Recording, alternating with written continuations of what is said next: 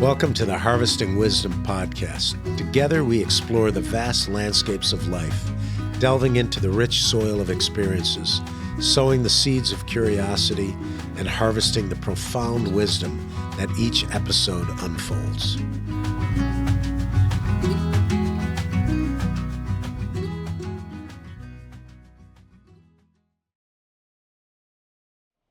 Welcome to another podcast of Harvesting Wisdom. I am your host, Mike McMahon. We are in Valencia, California at the grand opening of Greenworks' new facility. And we are actually in one of Greenworks' trucks or trailers, I should say, that is set up for all of the electronic equipment. They've got specialty racks and lighting and music and toolboxes and everything, and we're replicating this in Phoenix. We've got two trailers that are, I think, this size or a little smaller than this, with solar panels on it. But today I'm here with my guest, Toli from Horizon. Why don't you tell me your history with Horizon in Phoenix? Yeah, so I'm, again, Toli McGettigan with Horizon Distributors in Phoenix. We've got 93 locations across the United States. I'm the product manager for power equipment. Historically, actually starting out 33 years to answer your question as far as longevity with the company. But, historically, looking at what we've done with power equipment, it's always been gas. Everything that's out there has been gas, which obviously is, challenging for the environment. And so we're always, as a company, looking for ways to be, more be efficient, but also be good to the environment, be good stewards for the environment. And as we've gotten deeper into the battery side of things, we're finding that, it offers a lot of advantages, right? Obviously, pollution-wise, very little coming out of it other than, anything you might get from charging from the electricity, but the products themselves do not pollute. You can start jobs earlier. You can work early, late. You have lights, things you can't do with gas. Your downtime is less. There's fewer parts to replace. You're not spilling oil. You're not spilling gas. All of those things are real benefits for having battery-powered equipment. Now, I've been using Horizon for 35 years, I guess, with Agave. But before that as well, when I worked with other companies, you and I have crossed paths, but I haven't really, because I have my sales guy, right, Bob Frenchino, in Phoenix, and he and I have talked about sustainability and the podcasts we do and our nonprofit work and that kind of thing. And I told him I want to start using products that are, a transition from fossil fuels. So when I talked to him, I said, well, how is this stuff? I've used it 5-10 years ago and different manufacturers and brands, and it wasn't bad, but it wasn't a sustainable solution. Right. And then Bob turned me on to Greenworks, and I was like, well, why would I use them? I've been a Stihl user, Steel or Echo and all these other companies for years. And he said, well, they have a complete line of equipment. So I met Josh there, the salesman for Greenworks, and he brought one of these trailers out and we demoed them. And my maintenance guys that operate the equipment jumped on them and loved it. So that was kind of our, beginning into this journey. And I think we're planning on in the next week or two. We've got the trailers. I think most of the equipment now you've assembled, and we're going to start the process and then document this process. And the reason I did it is because it's cost effective, number one, but it kind of complies with our goals of sustainability as well. What else does Horizon do? I know Bob's got tons of educational videos on, better practices in the landscape industry and that kind of thing. What else is Horizon doing to embrace, kind of this new technology? Yeah, well, I mean, along with the battery side of it, if you look at, we do organic fertilizers, and try to stay away from more of the bad things. We've got, a lot of water smart controllers. water smart sprinklers so that we're not wasting water. Right. When we put those in, and the savings you can get, not just with water. There's nothing, in fact, in my neighborhood, it's a little frustrating, a little side story. We go for a bike ride every night when we can, and we've got a neighbor that overwaters their lawn. And so there's just continual water going down the street and around the corner, and it's just frustrating to see that, because it's, there's a lot you can do to prevent that, right? And it's important that we're good stewards with the environment. It's good that we, especially in Arizona, conserve as much water as we can as that becomes an even bigger issue. So really on the water smart side of it, whether it's sprinklers, controllers, organics in the fertilizers and things like that, trying to reduce our impact on, with bad chemicals on the environment. Yeah.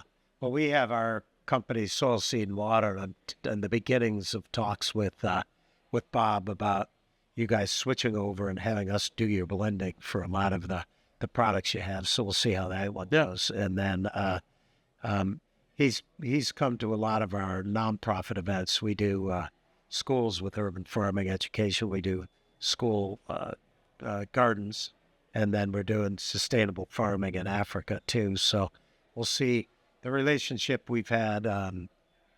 We talked about Dave Lange, starting Horizon. Yeah. So I probably walked into the first floor on Juanita for the first time 40 years ago. Yeah. It's funny. And like you said, a lot of the same people are there. Although, like the evolution of everything, Pool Corp bought Horizon, and they're the mother company now. But, it is kind of cool to see kind of the old school guys that have been there and the transition that's gone on through this process, right? Yeah, I mean, there was some concern, I think, when, you get a large company that purchases yours, and, it's a family-owned, company going to, all of a sudden with Pool Corp, it's a publicly traded company. Fantastic for a lot of reasons, but worrisome because you could lose that family dynamic. And to your point of, a lot of the same people, there's a culture that we've retained at Horizon where it's a fun place to work. We enjoy going to work. We enjoy each other's company. We've got a lot of similar experiences as we've grown through the company and created relationships with customers, valuable customers, and been able to, maintain that over time. So it's nice to be a part of an organization that, allows you to kind of grow and be and experiment, right? I mean, jumping into and experimenting with the new line, and let's see, does this work? Okay, it does. Let's grow it, and let's spread it out across the country. Obviously, we're here in California right now, and it's mandated, but we're starting to see that transition take place in a lot of different states as well. Yeah, well, we'll see how this experiment goes with us. Right. If it's profitable for the landscaper, and it's something that's easy to control and maintain, which I think this trailer concept with the charging cube, the solar and everything is, then you're bringing something to the industry that hasn't been here before. It's an innovation. And it's interesting because, we think of landscaping as being maybe not state-of-the-art, but there's a lot of innovations that I've seen in my career through it. And, smart controllers are big. Just the product line, the product development of heads and valves. And but now this, what do you see? I think these guys are the front runners right now because they have the complete line. What do you see the transition? Let's just say a year from now, because the people here already know that it works. Right. They've proven it. But let's just say a year from now, we've got the metrics. We've used it. It's worked in the hot Arizona sun, and we've been able to charge and everything else. What do you think the transition is before you see everything go to electric? Well, I think there's a fear. The biggest fear that we hear when we're talking about it is, A, it's expensive, and B, how do I charge it all? How many batteries do I need? How do I make all of that work? And I think when you look at the solution that manufacturers, Greenworks in this particular case, with their energy cube, they've got suitcases that charge batteries, the ability to do that. And then, for the landscaper, you're no longer doing oil changes. You're no longer putting fuel in there. The cost of electricity is significantly less than gas. There's no belts. All of the things that you would maintain on a gas product and that cost you money and potentially downtime, prove that out over time, and it's net profit for you. It's a gain, even though the product up front might be a little bit more expensive. Right. That proves itself out over time. You know, it's interesting. I think of this kind of, it's completely different, but in some ways it's the same concept as with controllers. You know, there's a time where a controller that's, you know, up in the cloud, it's doing all the math for you and the whole thing. And it has a flow control system on it. And that's a sophisticated controller. There's a time for that.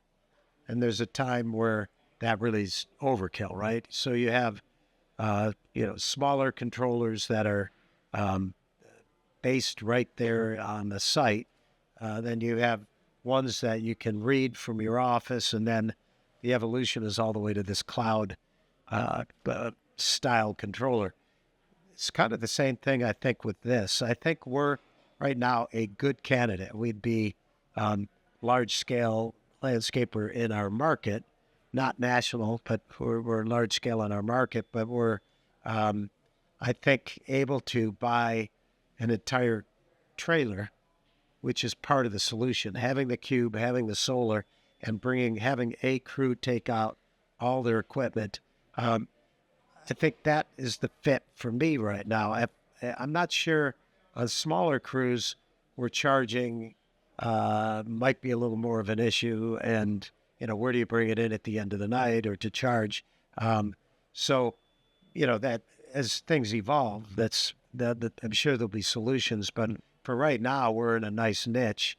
And I like the idea that although other companies are using some of this, we're transitioning our entire fleet to this. So I look at us as being kind of a sustainable leader in this space, and you know, hopefully that gives us a competitive advantage for a short period of time. Sure. Till everybody else is doing it. Yeah. So, you know, to your point of you know, cloud-based technologies and things like that, the advantages of some of the products, or all of the products here eventually with Greenworks, is that they are cloud-based. So it's, you know, it's got 4G. So you can see how often or how much is that mower running, how much is that line trimmer running. Right. You know, you can take a look at it. If it's mowing only 2 hours a day, but your guys are out there for 8. Is there a better way to use that mower? Sure. You know, are there more properties you can get? Is there more opportunity to go do more work with the same amount of products that you've got? So a lot of that technology that exists, communication that exists, can only help you to be more profitable. Yeah, it's a leaning process. It seems like in our industry, the price we charge has never changed. Right. If anything, it's gone down, right? But throughout, there's newer and newer and newer methods. I think in 2007, I had over 700 employees, and I think we can do the same amount of work and do it better now and give better products to our clients with about half of that amount of people. Right. And it's the only way you can eke out a profit in our industry is just being better. Yes. So, you know, taking on an innovative product we have no choice but to do that. So, Agreed. But hey, good seeing you. Likewise. Hopefully you'll be part of this process. Maybe get you on the final podcast where we look at all the analytics. We look at the 4G results, how that's helped us, but also looking to pencil it out. You know, Bob and I think that these products will last maybe an extra year for lots of different reasons. So that'll be part of that. That we won't know really how this all turns out for about 5 years. Right. But I think the metrics after about 1 year should be substantial enough for us to be able to determine that this was a better choice economically, not just from a standpoint of saving the world. Right. So, No. but good to see you again. Likewise. Toli, and we'll stay in touch. We appreciate your partnership and customer through the years. So thank you. Yeah, you bet. Yeah. And I'm here with my special guest, Dan Sumner. And you've been with the company for a little bit, but the company's new. And so why don't you explain? Yeah, hi. My name is Dan Sumner. I'm the regional manager in the Western U.S. with Greenworks Commercial Tools. Greenworks has been around since 2006. The commercial division that I'm a part of has been around since 2018. I've been with the company about 3 years. Okay. I sold gasoline-powered equipment for more than 30 years and realized the opportunity for kind of moving forward to something different, and that's why I came here about 3 years ago. Yeah, and one of the companies I have is a landscape company, commercial in Phoenix, and we're now partnering with you. Exactly. And we're supplying 2 full trailers worth of lawn equipment for our maintenance division, and we're pretty excited about making that transition. And you're kind of in charge more of the just getting the equipment distributed and correct. Yeah, I manage the sales team in the Western U.S. Okay, great. And it's interesting to me to see what you're doing in Arizona, because it's definitely, unlike California where the users are being forced to transition, you're doing it because you want to. And in this market, they do it because they have to. And that says a lot. And we appreciate the partnership we're starting with you. You know, and I was just mentioning to your partner that's from North Carolina, Susan, I don't know if she pronounces it Suzanne, but Susan, and we're talking about a quote, and I say it all the time on the podcast. I apologize to the listeners, but Buckminster Fuller had a quote that you can't fight existing reality. If you want to make change, you have to create a new model. Right. And that's better. It's a new, better, efficient model. So as I'm looking at this, I kind of did the math, and we'll find out because we're working with you. We're kind of a guinea pig for you and vice versa. We're co-branding this thing. But the math I've done is I believe that I'm saving money buying a better product. So I saw the equipment, and I think the equipment line can do the job better. Yep.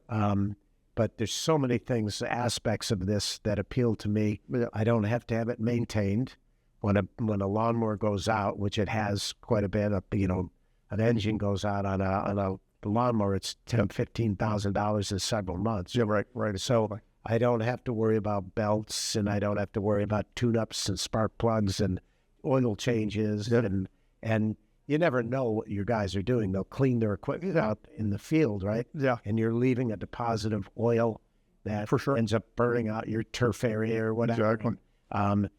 Which we get it all back into our office, but you never know. Exactly. Crews everywhere. Yeah. And certainly our competitors and other people might find that to be the way. So it's for a client that's not too good. Yeah.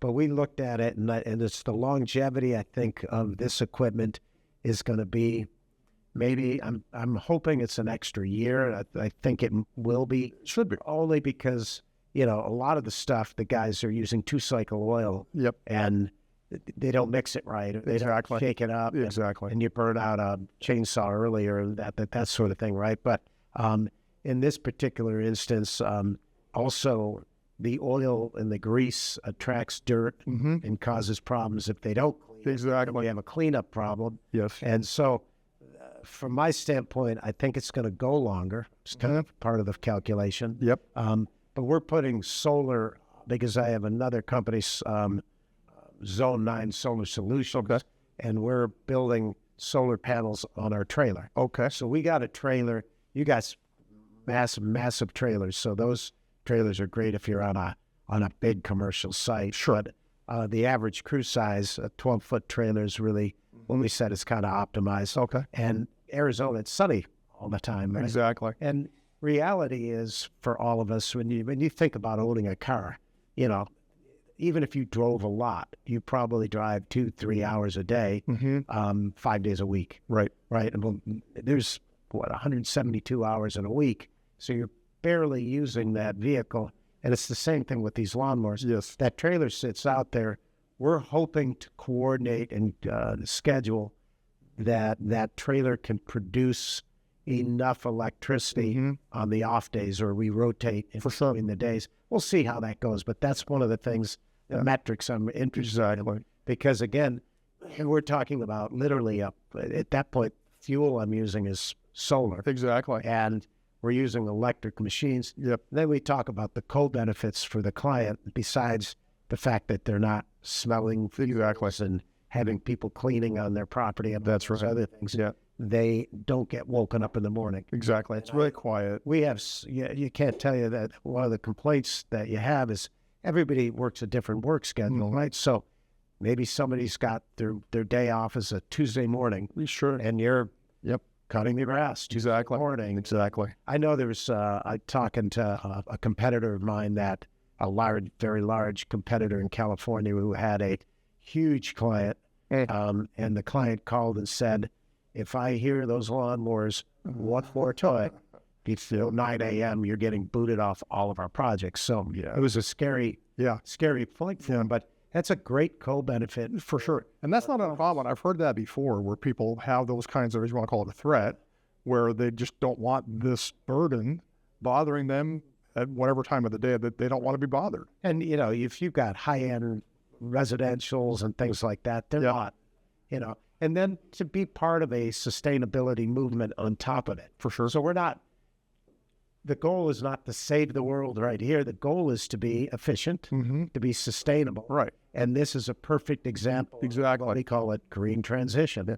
Right. It's a smarter solution. Right. And I think money goes where money flows, right? So if you're creating power machines right now with their diesel or their fuel, it's the same people who will be technically involved with the ownership and stuff. So it's not like we're not replacing jobs. If anything, we're just making everybody more efficient at what they do. Exactly. So, I'm looking forward to it. We should be, I think most of the equipment is rounded up. We're putting solar panels on our trailer with Zone 9 in the next week or so, and then we'll launch this and we'll start monitoring it. Yeah. This should work out really well for you. With my experience in power equipment, if you did this 4 or 5 years ago, you'd be making sacrifices in performance and longevity and that kind of stuff. But the products changed so much over the years. Our latest Optimus handheld product and the Optimus mowers are kind of the pinnacle of battery-powered equipment, and it's not going to be any sacrifice at all. Right. And in most cases, you'll be getting better performance. And the other cost benefits and stuff like that, just going to go on the bottom line. Well, when the industry completely tips, then performance only increases over time. For sure. The competition. That's right. Better products. That's right. And that sort of thing. So it'll be a great process for us in a transition. It's, I was watching, I think it's Lynn is the owner, and he started this.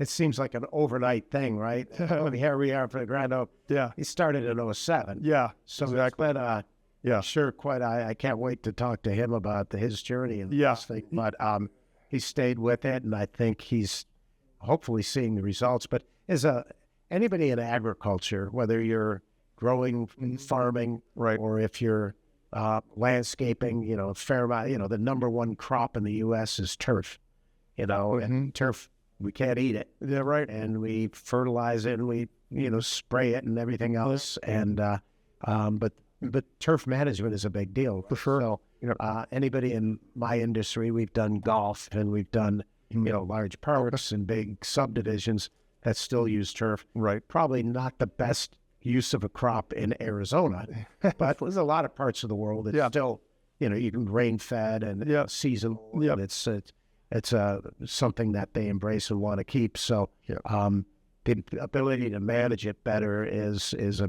big part. But you're into more than just turf with the chainsaws and let's see what's the Optimus product line.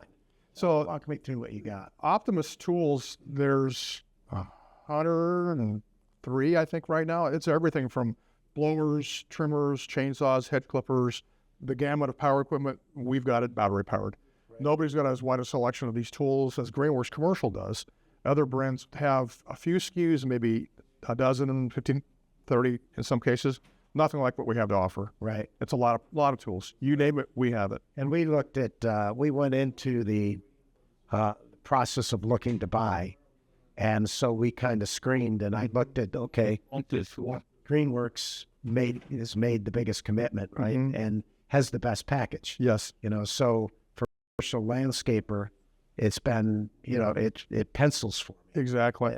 Everything about how this transitions and the smoothness of it. But, like we said, in farming and agriculture or in landscaping, or skeptics at best, for sure. And sometimes we're cynics, but we're for sure skeptics for anything. We got to prove it and touch it and, and know it. But I think, and you guys already figured it out, but we'll document, Yep. we'll see what it is. But if it can work for us in the Phoenix market the way we're doing it, a year from now we'll have a great testimonial. Absolutely. And at that point, if you know as an owner of a landscape company that this is the competitive tool of choice, Yep. and it has all the advantages financially for you, but on top of it, it has secondary co-benefits. For sure. Then it's a no-brainer. You're right. And Well, your users are going to be going home at night not smelling like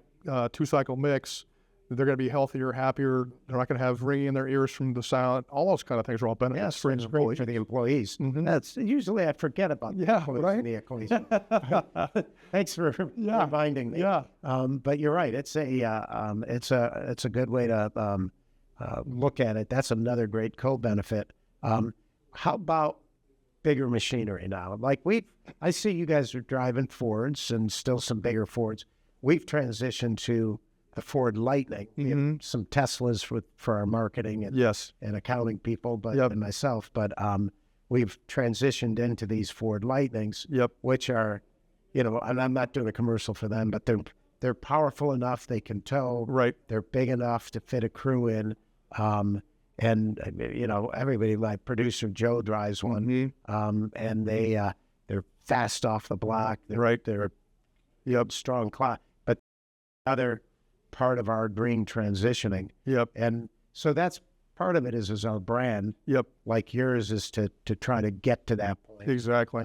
Our team drives 3/4 ton, 4-wheel drive pickup trucks, and they're gas powered at this point. We have a few diesels, mostly gas. But the reason they're using those rigs right now is we pull a 20-foot trailer most everywhere we go because we have so many tools to bring out to users like you. We just can't go to something that's a battery-powered truck right now that's not there yet. And even for I guarantee you, whenever the trucks get to that point, we'll have our team driving those trucks. Yeah, we're waiting for that 3/4 ton because that's really the truck of choice for pulling all of our landscape trailers and equipment trailers. Yep. But we found that we brought in, maybe 8 this year, and we'll do the same 10 this year. And I guess we're going to be transitioning another 10. We're not going to be able to, so there's some equipment. Yep. Wood chippers,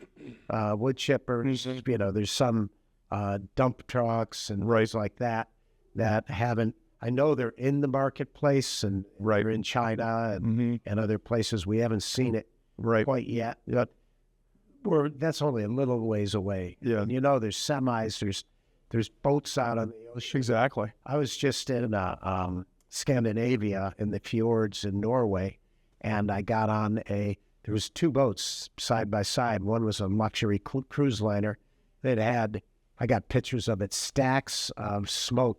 Oh, okay. And you're in the inner harbor of this fjord, and you can hear the engines and generators running. Yep. And then up comes the tour boat, which takes you across the fjords, and big, luxury, beautiful boat that's all electric. Wow. And we left the fjord where that boat was making its noise, and now we're just cruising down. Gliding along. And gliding. Wow, there's no smoke. You get on a boat. You can start getting sick on the back of it or whatever. So if it can happen at that scale, 3/4 ton, it's the first person who makes that commitment. Right. Whether it's Ford or Tesla or somebody. Yeah. Because that is probably the tool of choice. Exactly. Yeah, that's going to be the tipping point whenever that comes. Exactly. And then that's the deal. So it's little other things. Like what else do you guys do So we have everything from UTVs, 2-wheel drive, 4-wheel drive. We have ZTRs up to 72-inch. There's standers, there's riders. We got walk-behind lawnmowers, 22-inch, 30-inch. Right. Greenworks, the company, does a lot of other things. They're the industry leader in pressure washers. I was just at an Ace Hardware. They had a plant barbecue thing, and there was a whole display of Greenworks there. I was like, and there was a pressure washer. Yep. So I need to get that. Now, I didn't see it, but there was a competitor product I did see that had a little sweeper. Okay, I've seen that. Sweeper. I've seen that. Sweeper. We don't have that tool yet. Okay. One of the things we're looking at. Yeah. That brand is a partner of ours, so Yeah, I noticed that you guys kind of make some of the products for that brand. But that's another thing for the crews. It's good to have a pressure washer for your maintenance crews because they're cleaning off equipment. They're doing, especially during COVID. Remember when that was going on? Exactly. We're cleaning everything. Well, take a look out back. We've got a 2500. It's a corded unit, 120 volt corded. It's not cordless, not battery powered, but it's a 2500 PSI unit out in the back that we sell to the commercial dealers. Okay. Yeah. So Greenworks is divided into what we call business units. We're part of the commercial business unit in this partnership that we're working with you, but we have consumer and there's a mass retail business unit as well. They'll sell more homeowner-oriented tools, and that's some of the stuff that you saw at that Ace Hardware. Oh, I see. Yeah, that would probably be what it is. Yep. Yes. So. Different voltages, different applications. Right. Those tools generally are not focused on a commercial user. They're a homeowner-facing tool. Right. Well, it's going to be interesting. You guys don't get into the tractors like John Deere. Not at this time. No, and that kind of thing. Yin is very forward-thinking, and I know he's looking at a lot of other. Well, I'm sure they are too. They just in transition. But one of the complaints of agriculture is that it's industrialized with fossil fuel burning equipment. And it's sophisticated, satellite-driven, the whole bit. Right. But that transition is a major game changer, for that. Now we did a podcast a couple of months ago at Stanford University. Okay, yeah. And they were using some electric tractors. I can't remember what brand it was or whatever, but they were, because they have a little farm there. Yep. That same thing. So I think there's a lot of early adapters to the industry. Like I'd probably be considered an early adapter, but for sure. The deal is that if it's becomes a true proven technology, which you already know and believe it is, I'm still skeptical. We'll prove it. Don't give me drop hundreds of thousands of dollars to try it out. Right. I believe that it's going to save money. That our clients are going to appreciate it. And I think we're the right niche. We're a good size. I used to be in California and other places, but now we're just strictly in the Arizona market. But I think we're at a good size that we can transition faster than the competitors. For sure. Because some of the competitors are monsters. They run by lawyers in New York or LA or whatever. Yeah, but, I get it. They've got a huge transition that has to be made. And so I feel like from our standpoint, being an early innovator, is good for our image with our clients, for them to understand that we're always looking for a better way to do things. Yeah. Stanford's got quite a few of our tools. We have blowers on that property, that campus. They run our ZTR mowers there. I think they've got a couple of our UTVs on campus there. They do use other brands of battery-powered stuff as well. They've got a lot of battery tools on that campus. Right. So it's interesting how, you set this goal as a brand for who you are, and it ends up, you need a lot of companies. Do you guys have a sustainability? Well, you are a sustainable product. Exactly right. You have a sustainability officer, because that's what the big corporations have gone to, having sustainability officers. I think that they're working on that. I'm not aware. On the commercial side, we don't, right? The bigger company behind us, the Greenworks parent company, has those kinds of things in place. That'd be a good question to ask Yin when you speak with him. Because I think what it's proven out is that position pays for itself. For sure. 10, 100 times over. Yep. And the idea, again, is, hey, we're not necessarily looking to change the world. Yep. But at the same time, what we're trying to do is become more efficient, more profitable. Exactly. And if you're doing that, and in the co-benefit is part of that, and if your whole brand is that you're about your people, helping people, both end users, users of your product, and also the community, then certainly that's a great co-benefit. For sure. Exactly. And that's the way that I think the bus has to be driven, right? That you that you have something that works all. Exactly. But hey, it's been great talking with you, and I'm sure we'll see you throughout the day at the. Yeah, we're happy to have you guys here. Thank you for coming, and we're excited about this partnership. People here.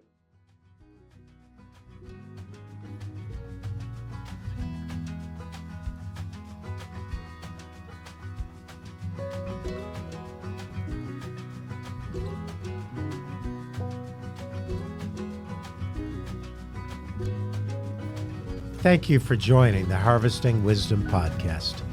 Click subscribe and like for ongoing insightful conversations. Explore our webpage for show notes and additional resources. Visit our guests' webpage for deeper insights. Your engagement is the foundation of our journey, and until next time, keep pursuing wisdom.